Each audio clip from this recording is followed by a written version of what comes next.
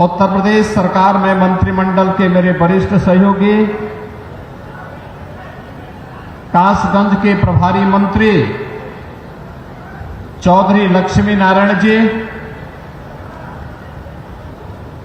उत्तर प्रदेश सरकार में बेसिक शिक्षा विभाग के मंत्री श्री संदीप सिंह जी, माननीय विधायकगण श्री देवेंद्र सिंह राजपूत जी, हरिओम वर्मा जी, विधान परिषद सदस्य श्री रजनीकांत माहेश्वरी जी, मानवेंद्र सिंह जी, जिला पंचायत अध्यक्ष श्रीमती रत्नेश कश्यप जी, पूर्व सांसद श्री राजवीर सिंह राजू भैया, प्रदेश उपाध्यक्ष भारतीय जनता पार्टी श्री ब्रिज बहादुर जी, प्रदेश मंत्री श्रीमती पूनम बजाज जी, जिलाध्यक्ष नीरज शर्मा जी, कासगंज की नगरपालिका परिषद के अध्यक्ष श्रीमती मीना माहेश्वरी जी, अध्यक्ष नगरपालिका परिषद सोरो श्री रामेश्वर दयाल मोहरे जी, आज के इस कार्यक्रम में उपस्थित भारतीय जनता पार्टी के सभी पदाधिकारीगण, उत्तर प्रदेश के पुलिस महानिदेशक श्री प्रशांत कुमार जी, प्रमुख सचिव गृह श्री संजय प्रसाद जी, प्रशासन और पुलिस के हमारे सभी वरिष्ठ अधिकारीगण, कासगंज से जुड़े हुए मेरे सभी उपस्थित बहनों और भाइयों, आज ये मेरा सौभाग्य है कि श्री हरि विष्णु के 12 अवतार की इस पावन धरा को नमन करने, भारत के ज्ञान की परंपरा को सांख्य दर्शन के रूप में आम जनमानस को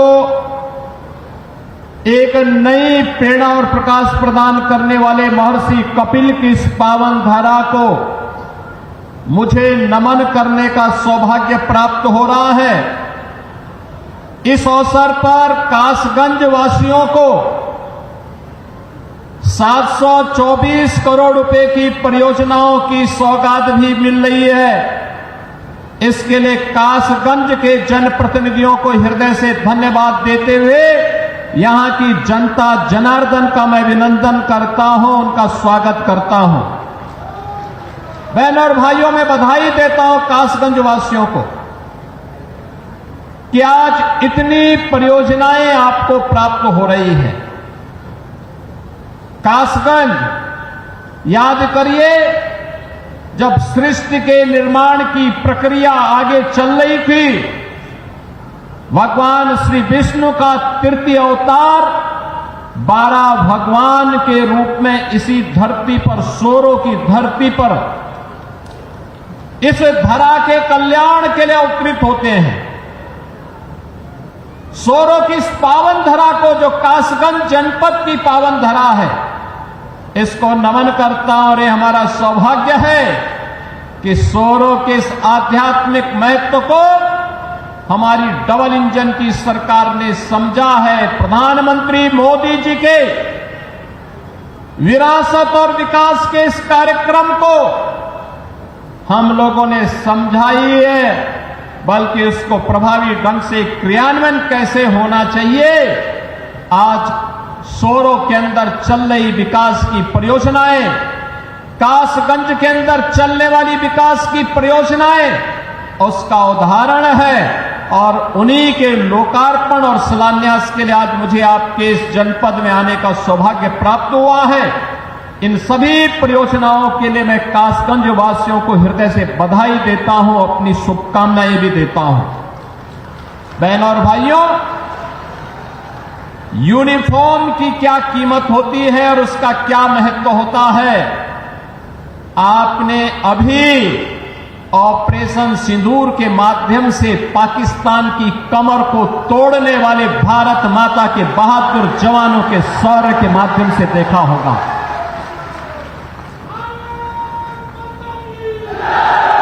आपने देखा होगा कैसे प्रधानमंत्री मोदी जी के मार्गदर्शन में भारत के बहादुर जवानों ने पाकिस्तान को चारों खाने चित्त करते हुए उसको उसकी ही औकात में लाने का काम किया है।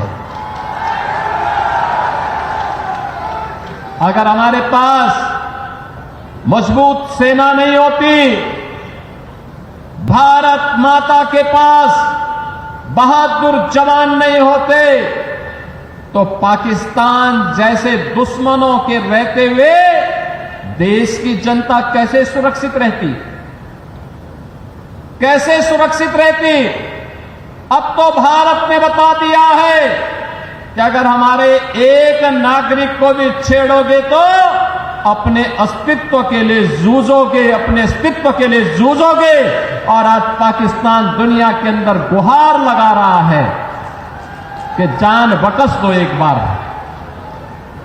बहनों और भाइयों, ये इसलिए क्योंकि पिछले 10 वर्ष में प्रधानमंत्री मोदी जी के नेतृत्व में सेना के आधुनिकीकरण को लेकर के,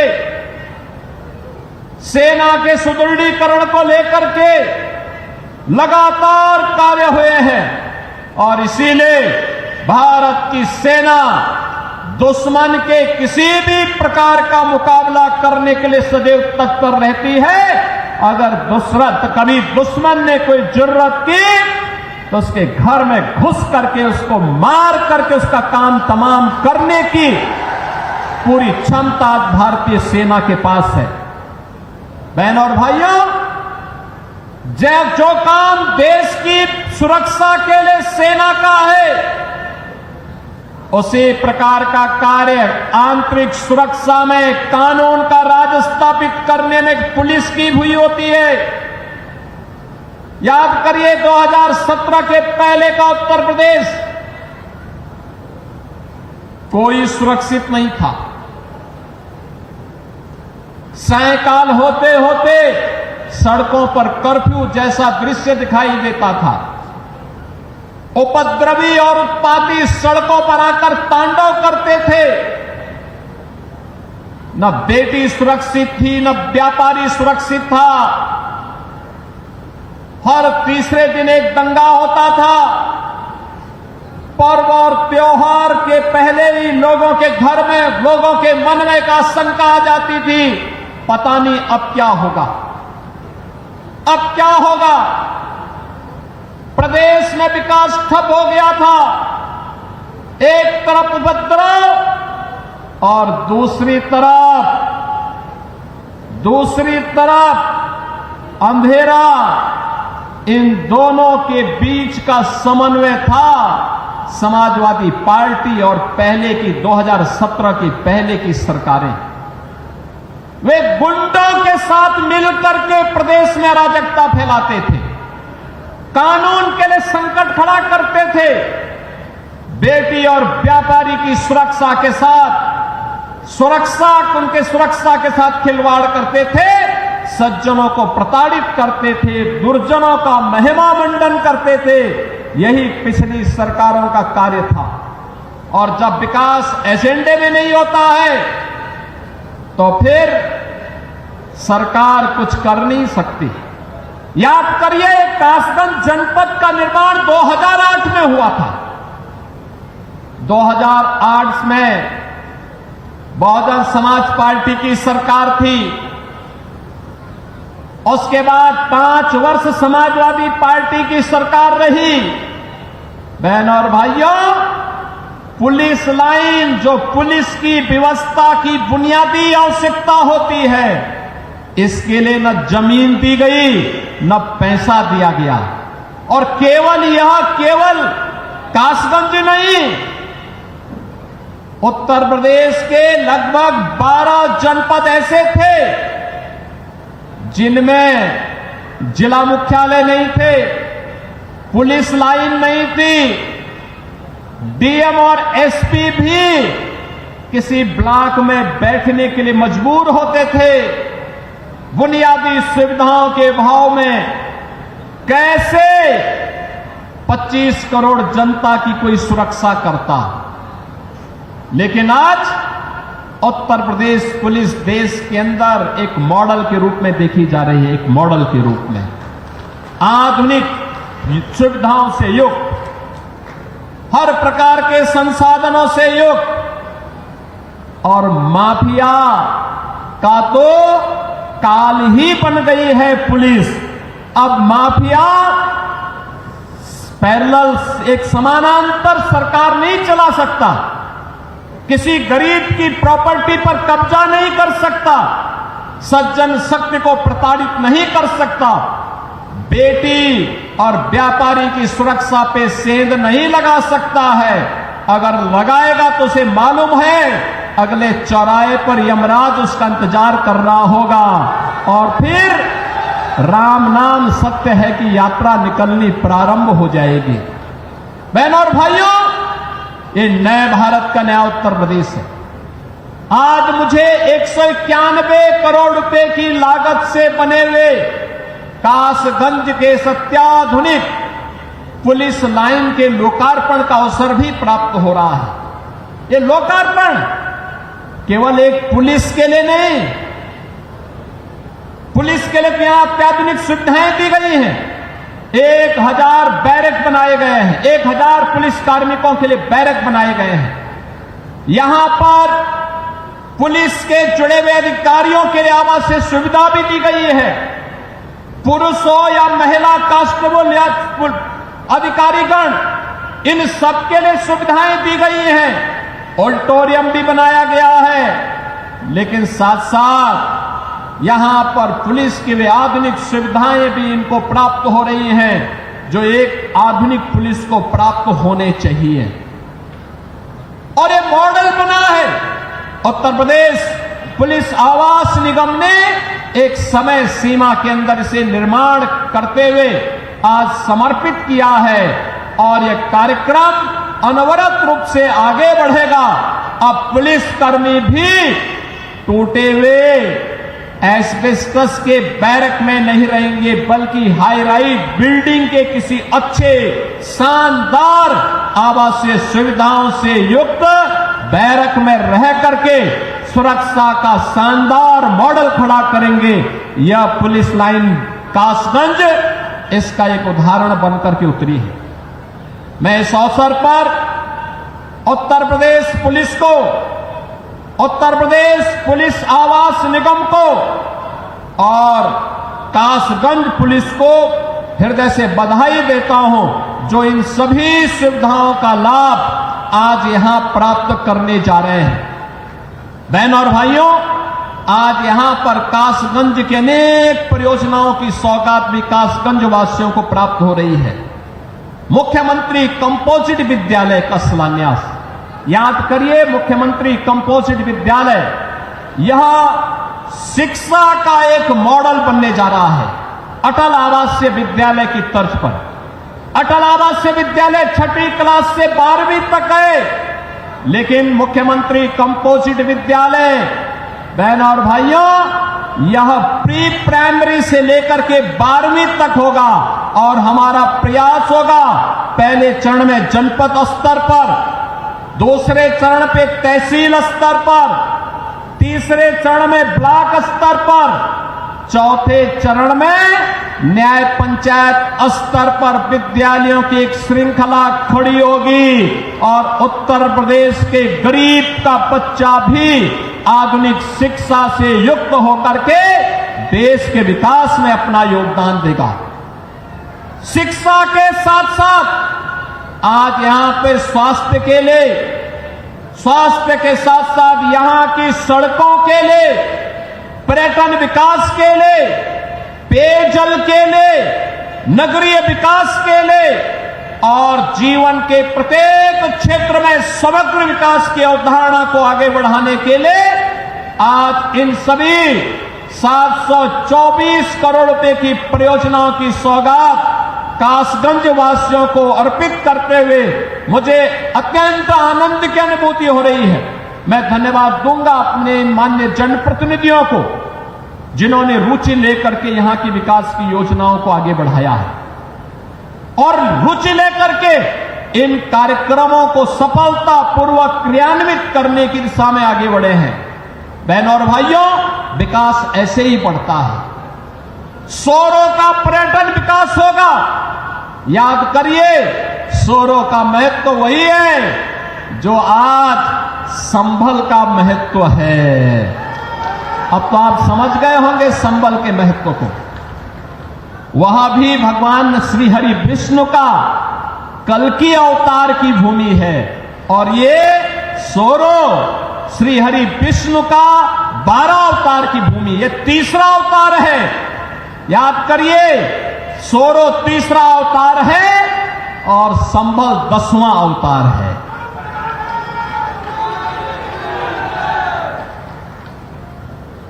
श्री हरि विष्णु का ही अवतार भगवान श्री कृष्ण भी हुए और श्री हरि विष्णु का ही अवतार मर्यादा पुरुषोत्तम भगवान श्री राम भी हुए।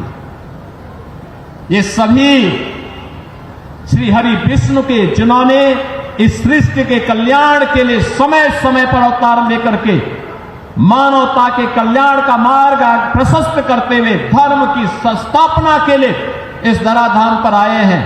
पर्यटन विकास के माध्यम से जैसे आज अयोध्या का विकास हुआ है, जैसे आज मथुरा वृंदावन के समग्र विकास की एक बड़ी कार्य योजना को लेकर के हम आगे बढ़े हैं, ऐसे ही सोरों के विकास के कार्यक्रम को लेकर के भी हम आगे बढ़ेंगे। इसके माध्यम से कासगंज का विकास होगा।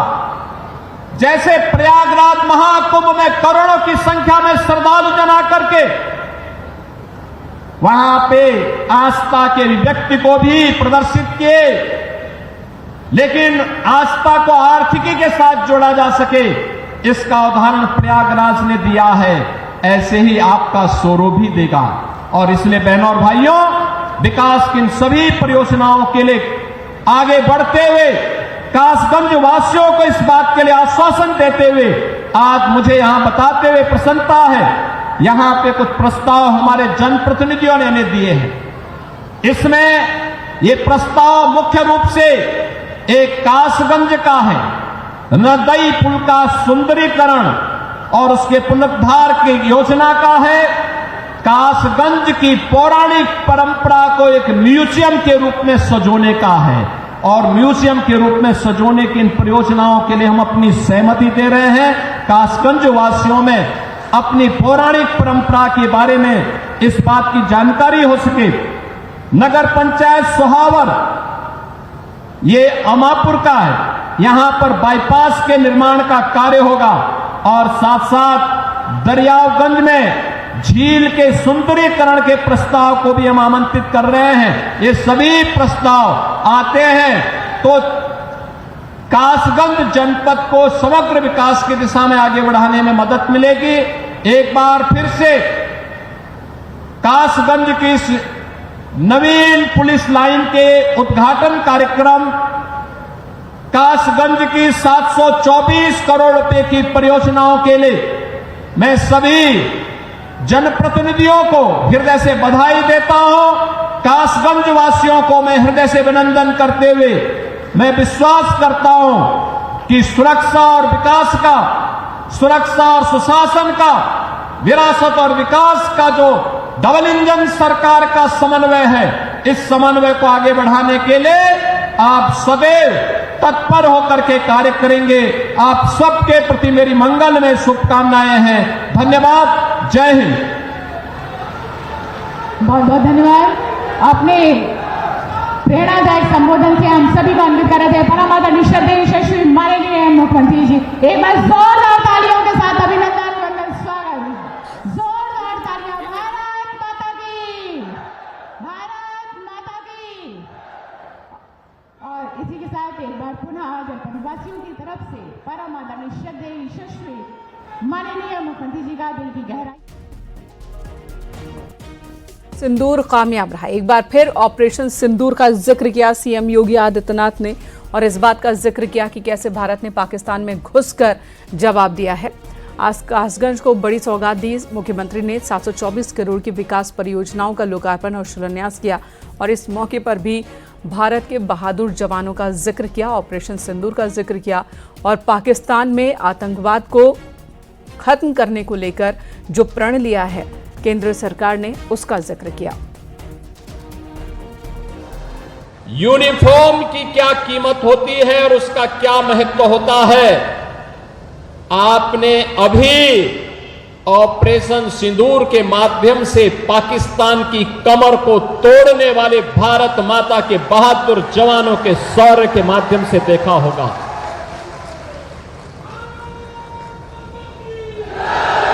आपने देखा होगा कैसे प्रधानमंत्री मोदी जी के मार्गदर्शन में भारत के बहादुर जवानों ने पाकिस्तान को चारों खाने चित्त करते हुए उसको उसकी ही औकात में लाने का काम किया है। अगर हमारे पास मजबूत सेना नहीं होती, भारत माता के पास बहादुर जवान नहीं होते, तो पाकिस्तान जैसे दुश्मनों के रहते हुए देश की जनता कैसे सुरक्षित रहती, कैसे सुरक्षित रहती। अब तो भारत ने बता दिया है कि अगर हमारे एक नागरिक को भी छेड़ोगे तो अपने अस्तित्व के लिए जूझोगे, अपने अस्तित्व के लिए जूझोगे। और आज पाकिस्तान दुनिया के अंदर गुहार लगा रहा है कि जान बख्श दो एक बार। बहनों और भाइयों, ये इसलिए क्योंकि पिछले 10 वर्ष में प्रधानमंत्री मोदी जी के नेतृत्व में सेना के आधुनिकीकरण को लेकर के, सेना के सुदृढ़ीकरण को लेकर के लगातार कार्य हुए हैं और इसीलिए भारत की सेना दुश्मन के किसी भी प्रकार का मुकाबला करने के लिए सदैव तत्पर रहती है। अगर कभी दुश्मन ने कोई जरूरत की तो उसके घर में घुस करके उसको मार करके उसका काम तमाम करने की पूरी क्षमता भारतीय सेना के पास है।